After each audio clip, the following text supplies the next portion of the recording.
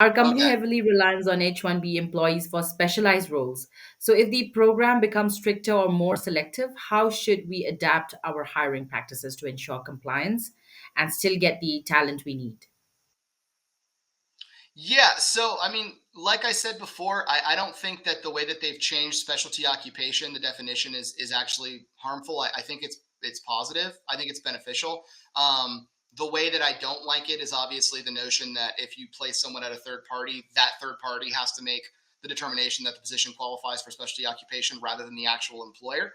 But that being said, I think regardless of that, you're still going to see an administration change where the new administration is going to come in and try to tighten guidelines, even if they've been changed.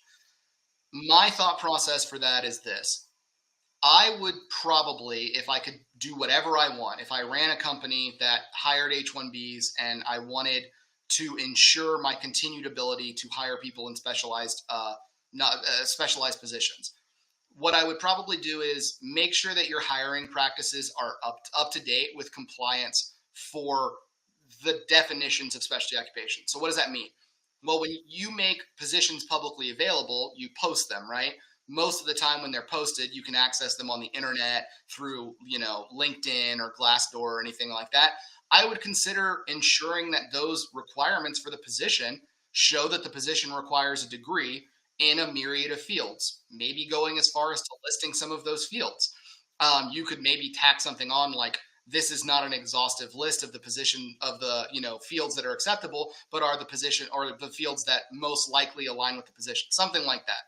Long story short, doing that kind of gives you the opportunity to say at the outset, like when we're hiring, we're only considering these kinds of degrees and people with degrees in this field because that's what we know is needed for the position.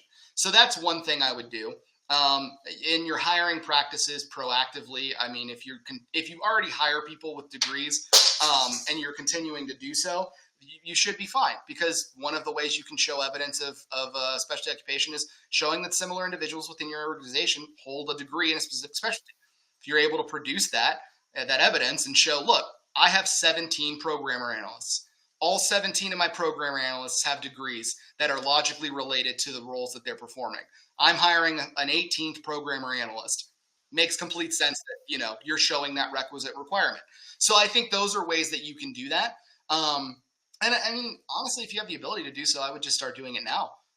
You have a little bit of time and opportunity to do that, so I would say prospectively try, and hopefully that aids you in the event that you're filing in the future and you're having to deal with an RFE or a notice or whatever.